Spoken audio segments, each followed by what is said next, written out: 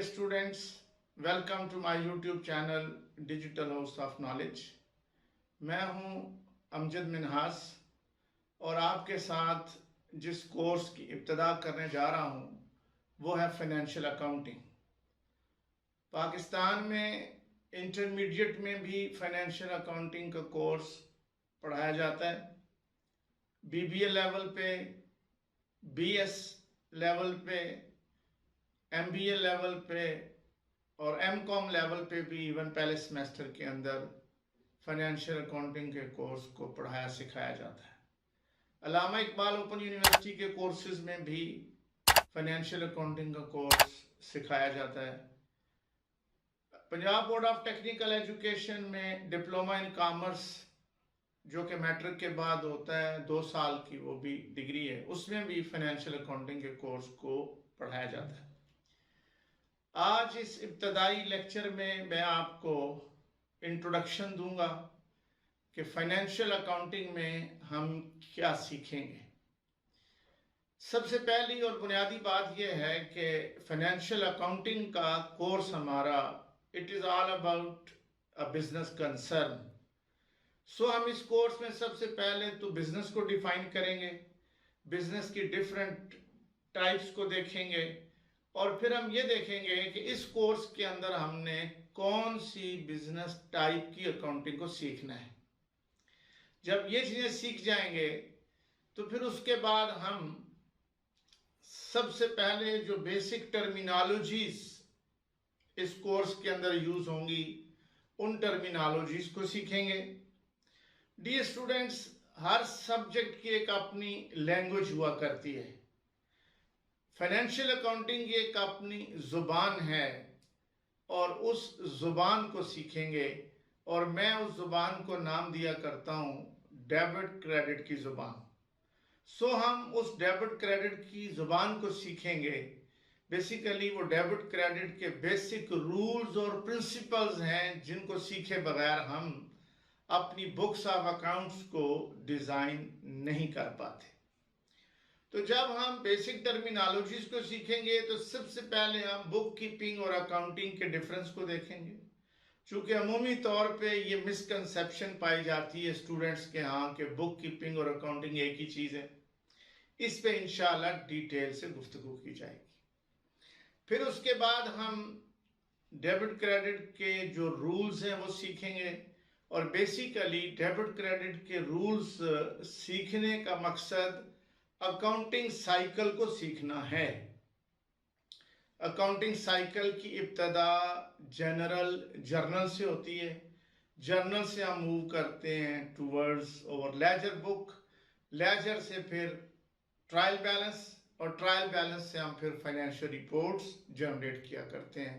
फिर once again अपनी closing entries करने के लिए दोबारा जर्नल में आते हैं और इस तरह ये साइकिल कंप्लीट हो जाता है।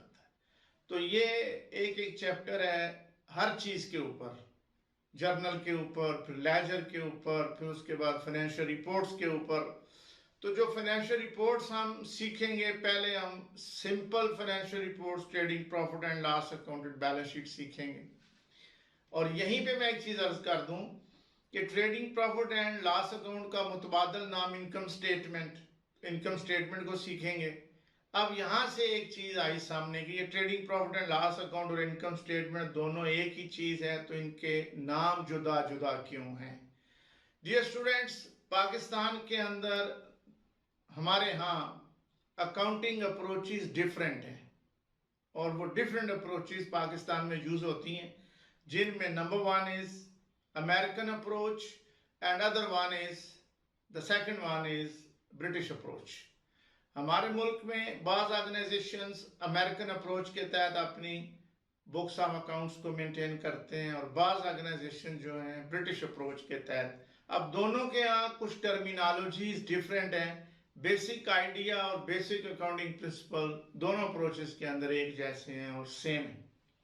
सो हम इन दोनों अप्रोचेस को भी साइड बाय साइड हम देखेंगे और फिर हम अपने इस अकाउंटिंग सीखने का जो आगाज है वो जिस तरह मैंने अर्ज किया कि अमेरिकन अप्रोच में डेबिट क्रेडिट के जो रूल्स हैं उनको सीखने के लिए अकाउंटिंग इक्वेशन को बुनियाद बनाया जाता है।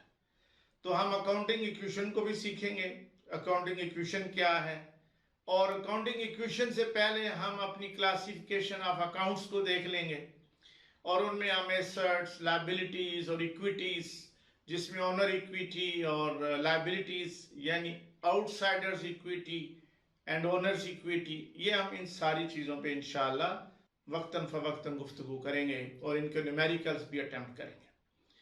ओके, जब हम जर्नल सीखेंगे तो जर्नल के साथ फिर एक टॉपिक स्पेशल जर्नल्स का है, फिर उसको भी जो है देख लेंगे। फिर हम कैश बुक बनाना सीखेंगे और बैंक रिकॉन्सिलिएशन स्टेटमेंट को सीखेंगे।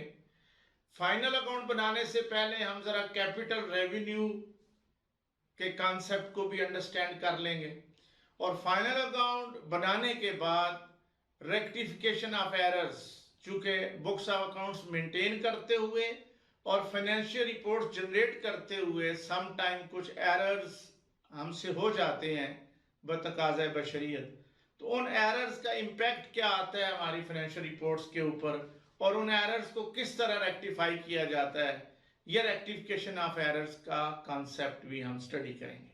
जी, तो रेक्टिफिकेशन ऑफ एरर्स में हम देखेंगे कि एरर्स की अकसाम कौन कौन सी हैं, और फिर उन एरर्स को हम किस तरह से रेक्टिफाई करेंगे, और उन एरर्स की मौजूदगी में हमारी बुक्स ऑफ अकाउंट्स के ऊपर क्या इम्पैक्ट आया करता है।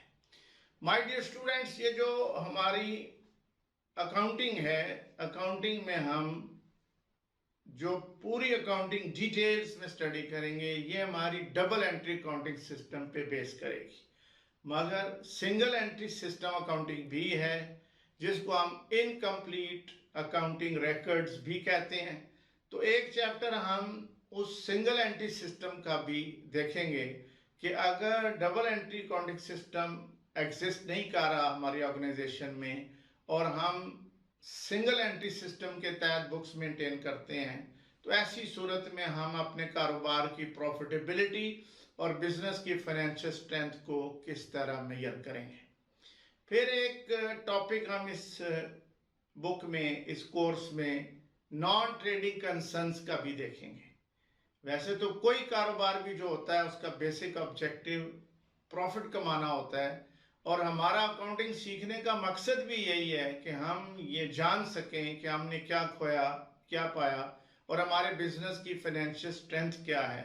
क्योंकि कोई भी रैशनल बिजनेसमैन किसी भी ऐसे कारोबार को कतन कंटिन्यू नहीं करेगा जिसमें उसको नुकसान हो रहा हो, और मुतवातर और मुसलसल नुकसान हो रहा हो, तो लिहाजा वो फिर इसको छोड़ देगा, क्विट कर जाएगा और किसी और एक्टिविटी की तरफ मूव कर जाएगा।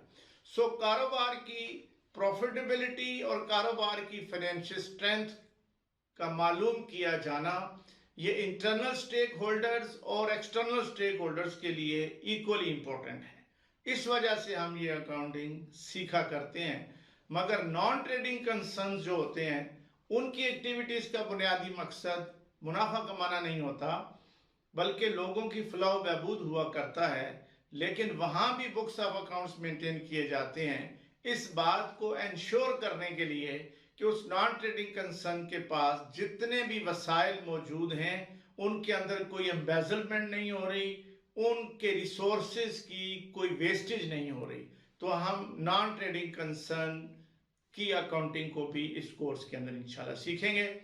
फिर माय डियर स्टूडेंट्स, जब मैंने ये बात आपके गोशगुजार की थी लेक्चर के इब्तदा में कि ये सारा कोर्स जो है बिजनेस के रिलेटेड है, और हम इब्तदा में बिजनेस को डिफाइन भी करेंगे, बिजनेस की अकसाम को भी देखेंगे, तो उसमें हम सोल ट्रेडरशिप को देखेंगे, पार्टनरशिप को अंडरस्टैंड करेंगे, जॉइंट स्टॉक कंपनी को अंडरस्टैंड करेंगे, और ये आपका कोर्स फाइनेंशियल अकाउंटिंग, जो कि चाहे इंटरमीडिएट हो, ग्रेजुएशन लेवल हो, जो पहले सेमेस्टर या पहले मतलब जो फर्स्ट ईयर में ये पढ़ाया जाता है, उसमें आपको अकाउंटिंग सोल ट्रेडरशिप की और पार्टनरशिप की पढ़ाई सिखाई जाती है।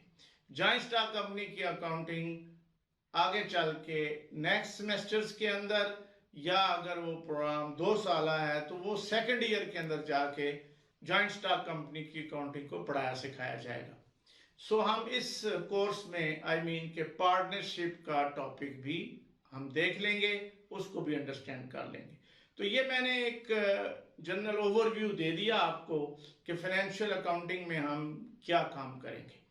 अब एक दो चीज़ें बड़ी इंपॉर्टेंट इस कोर्स के रेलेवेंट हैं जो आपसे अर्ज करनी है, वो ये है कि आप जब भी मेरे लेक्चर्स देखें, मेरी इंटेंशन ये है कि मैं आपको ये कोर्स इतने अच्छे तरीके से एक्सप्लेन कर दूं कि आपको इन मेरे लेक्चर्स के बाद किसी ट्यूटर की, किसी एकेडमी की, किसी की हेल्प की ज़रूरत न रहे। इंशाल्लाह न्यूमेरिकल आपके साथ अटेम्प्ट किए जाएंगे, आपको एक्सप्लेन किए जाएंगे, और यूट्यूब के ऊपर जितने भी लेक्चर्स मैंने देखे हैं, आई एश्योर यू इंशाल्लाह कि आपको उनसे बेहतर क्वालिटी प्रोवाइड की जाएगी। और यह है कि हम एक एक कॉन्सेप्ट को, एक एक एंट्री को, एक एक स्टेप को इंशाल्लाह डिटेल्स के साथ एक्सप्लेन करेंगे बेहमदी ताला। मैं 1987 से अकाउंटिंग पढ़ा रहा हूँ, no today it is 2022।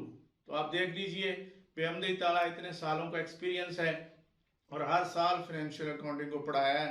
Intermediate level से लेकर मास्टर लेवल तक ये कोर्स मुझे पढ़ाने का इत्तेफाक हुआ है, अभी भी पढ़ा रहा हूं। लेकिन एक बात को आपने इंश्योर करना है जी, you must be committed with yourselves. अपने साथ कमिटमेंट कीजिए कि मैंने ये कोर्स अच्छे तरीके से सीखना है।